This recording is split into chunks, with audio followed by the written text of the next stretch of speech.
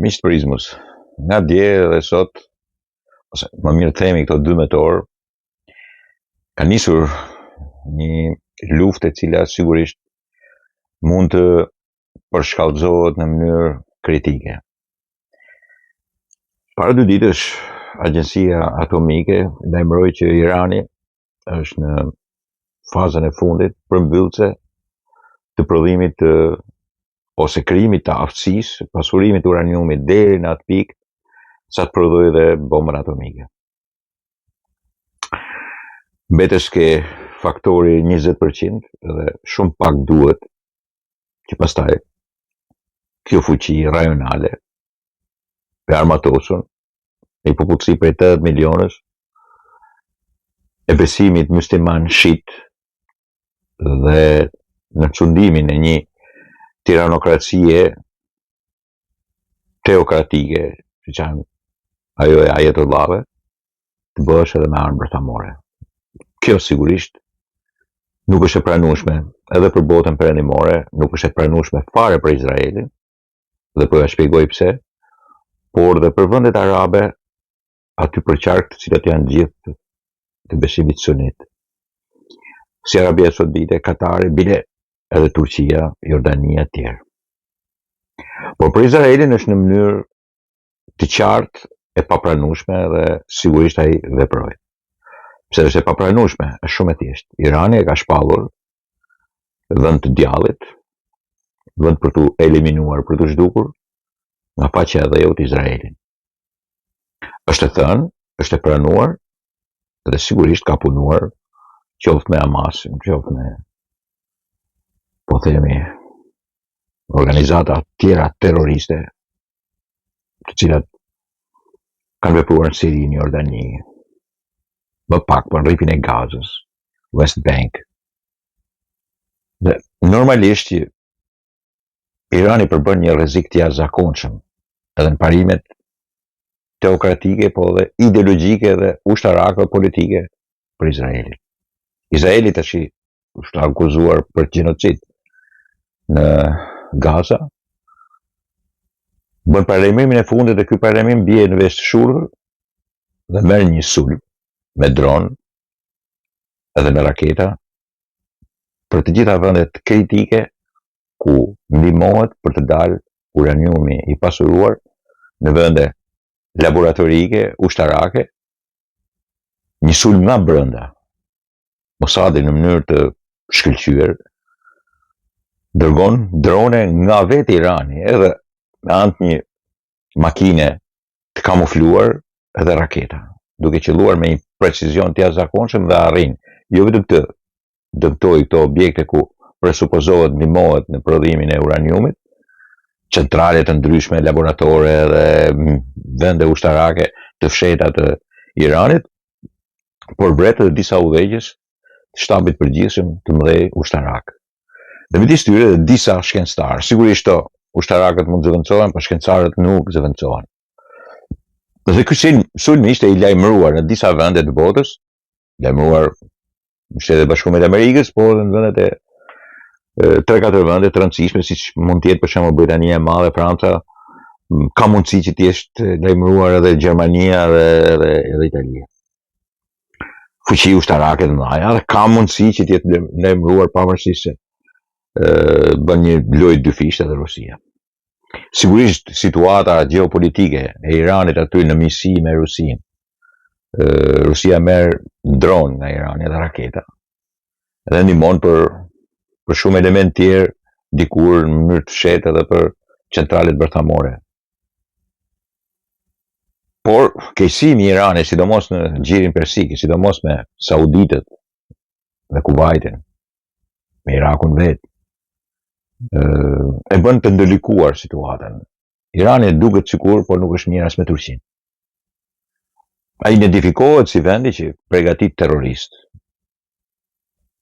Dhe sigurisht ndihmon të gjithë organizatat terroriste në botë që janë kundra Izraelit. Ai akuzohet edhe për Hamasin dhe sulmin, pajisjen e tyre dhe sulmin. Sulmi i Izraelit ishte i papritur. Mbas këtyre që ju shpjegova, dronëve që ishin futur nga Mossad prej vitesh, e studiuar prej muajsh dhe vën një jetë pikërisht sot, vazhdoi dhe një sulm me aviacionin e tyre fantastik. Irananët janë të armatosur, por sigurisht teknologjikisht Izraeli është diçka tjetër, është një planet tjetër. Normalisht amerikanët dolën jashtë për sulmin, mbase i dalin mbrojtjet e Izraelit, por për të marrë pjesë në sulm nuk marrë pjesë.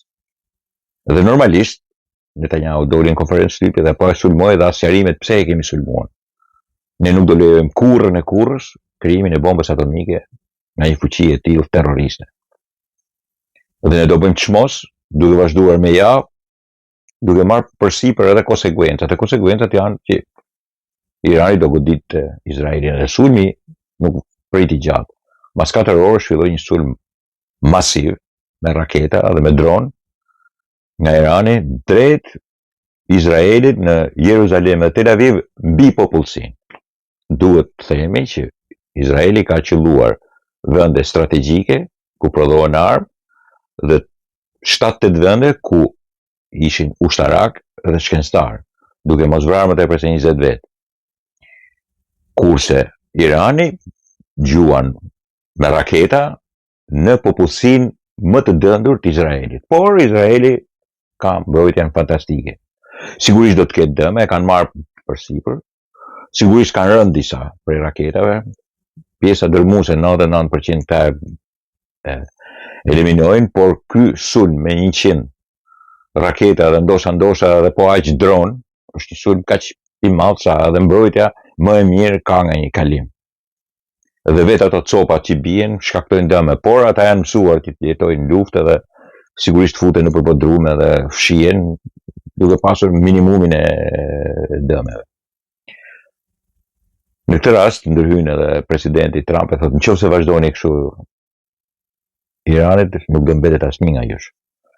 Dhe këtu është edhe sigurisht i marrë me kujdes këto fjalët sepse janë bombastike të presidentit Trump, ai do t'i dalë zot Izraelit sigurisht. Në Evropë thanë që duhet mos përkallëzohet, por ama presidenti Macron thanë ne do jemi në krah të Izraelit. Ne nuk mund të lejojmë, edhe Franca nuk mund të lejojë që Irani të ketë një armë bërthamore. Në të vërtetë, as Rusia nuk do të jetë kurrë dakord që Irani të ketë bombë atomike.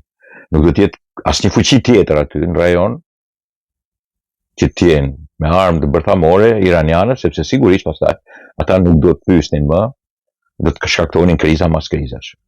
Sigurisht që pritet të ketë krizë për naftën, rritje të çmimesh, tregje që luhasin edhe lëkunden. Sigurisht pastaj do të ketë edhe prishje marrëveshjes edhe luftë e cila sigurisht mund të përshkallëzohet, sepse mas të sulmit të jashtëzakonshëm të Iranit në Izrael mbi popullsinë, pritet sulmi i Izraelit, por nëse do të ishte një sulm i Izraelit me këto përmasa dhe me këto qëllime që i bën Irani në Izrael, të gjithë e dinë që do kishte shumë viktima. Ndoshta Izraeli mund të ndalohet ta bëjë këtë gjë, mund të ndalohet edhe nga Shtetet e Bashkuara të Amerikës, por përgjigjja e tyre mund të jetë kaq e rreptë dhe kaq e jashtëzakonshme sa pastaj Irani do të vuajë jashtëzakonisht shumë. Dhe normalisht që në gjithë atë fushaut është e vështirë që t'i dalë kush zot, sepse ata e provuan që të bombardojnë popullsinë në 2 qytete. Kanë gjuajtur 4 qytete të mëdha të Izraelit, por sidomos në 2 qytetet kryesore që janë Tel Avivi dhe nuk kanë gjuajtur edhe Jeruzalemi. Dhe nuk kanë gjuajtur pjesë ushtarake kaq shumë. Jo. Ku është më dënësia më e madhe e popullsisë. Kjo është deri tash ajo që spakut po e shikoja nga CNN dhe nga sidomos CNN, po edhe nga gjithë këto portalet e mëdha dhe testatat e mëdha botërore. Është një luftë e cila sigurisht do të lindte. Do të lindte sepse normalisht që momentin që Agjencia Atomike lajmëroi që Irani është shumë afër pasurimit të uraniumit për të prodhuar bombën atomike, përgjigjja që do vinte nga Izraeli ishte vetëm kjo. Dhe kjo tashmë është më se e qartë. Praktikisht kemi një luftë rajonale në ndezje e sipër. Të shohim si do të vazhdojë.